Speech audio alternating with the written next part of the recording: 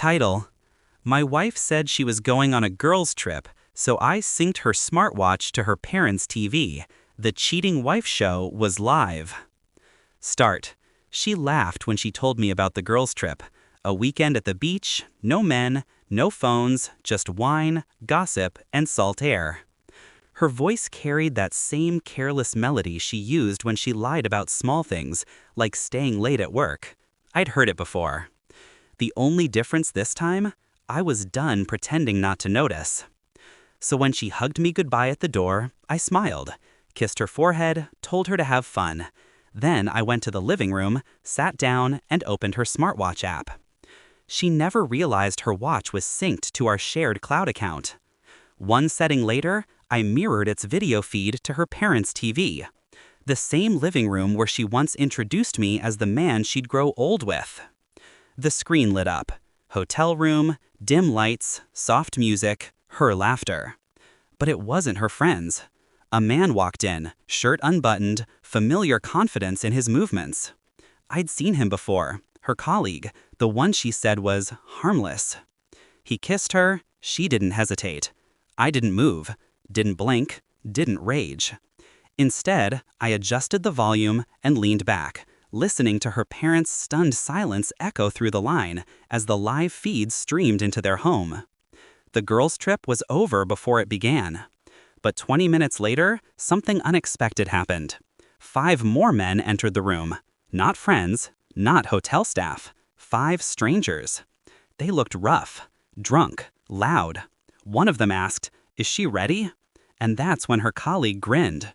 Something inside me shifted. Fear, confusion, then realization. She wasn't just cheating. She was being used. That night, I didn't sleep. I replayed the footage again and again, searching for answers. Her expression, hesitant at first, then forced. I recognized the look. She wasn't in control. I spent the next day making calls. The hotel manager, a private investigator, and eventually a detective I'd helped years ago with a corporate fraud case. I didn't tell them everything, just enough. By midnight, I had confirmation. The man she was seeing was part of a blackmail ring targeting married women. They'd record, extort, and destroy lives for money. So yes, my wife betrayed me. But she also walked straight into a trap she didn't understand. I could have called the police right away, but that would have been mercy. Instead, I planned. For 3 weeks, I gathered everything: video clips, screenshots, transaction records. I traced one of their shell companies back to her colleague. I found the accounts where he funneled his earnings. I copied it all to a hidden drive. Then, quietly, I started moving our assets. Every joint account, every shared property title, I froze, split, or shielded under my name, legally, cleanly. While she texted me photos of sunsets and team dinners, I built her downfall with surgical precision. When she returned home, she looked radiant, tanned, carefree. She kissed me like nothing had changed. I almost admired her audacity. I told her I had a surprise that night, dinner at her parents' house. They were waiting when we arrived. Her mother couldn't meet her eyes. Her father's hands trembled as he held the remote. "What's going on?" she asked. I gestured toward the TV. "You'll see." The screen lit up, the same hotel footage. Her laughter filled the room again. Her mother cried softly. Her father stared in disbelief. Her face went pale. "Where? How?" "Your smartwatch," I said. "It syncs automatically. You should have read the settings." She turned toward me, panicked. I gestured toward me. "I can explain." I raised a hand. "Don't. You'll only lie again." I played the next clip, the part where the 5 men entered. Her father's jaw clenched. Her mother whispered, "Oh my God." Then I pressed pause. Her breakdown came fast, shaking, sobbing, pleading. I watched in silence. "You don't understand," she gasped. He threatened me."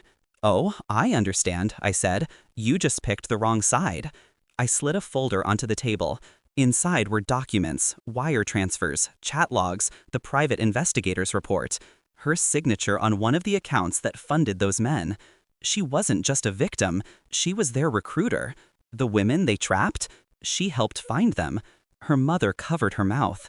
Her father stood up, trembling with rage. I leaned forward. You sold people like you. You sold yourself. And for what? A thrill? She tried to speak, but the words died. That's when I played the final clip, the one she didn't know existed. It showed her handing an envelope of cash to the ringleader, whispering, "No one can ever find out about this." Her parents broke. The room turned to silence, thick and final. I left her there. Didn't shout, didn't threaten. I simply told her I'd already filed for divorce, turned over the evidence to the authorities, and locked her accounts. The ring was exposed within 48 hours. Her colleague was arrested, and her name, her career, her reputation, they all fell with them. She called me dozens of times in the following days. I never answered. Her messages went from apologies to rage to begging. Then nothing. Weeks later, I got a final message, a single line. "You ruined me." I stared at it for a long moment before replying.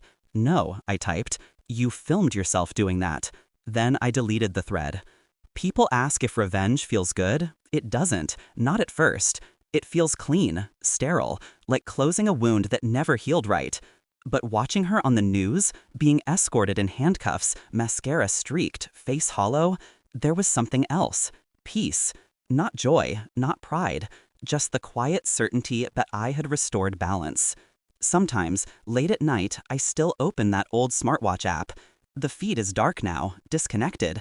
But the last frame remains, a frozen image of her staring into the camera, realizing the show was live all along. She once said reality TV was fake. She was wrong. Because the cheating wife show, that one was real, and it ended exactly how I wrote it.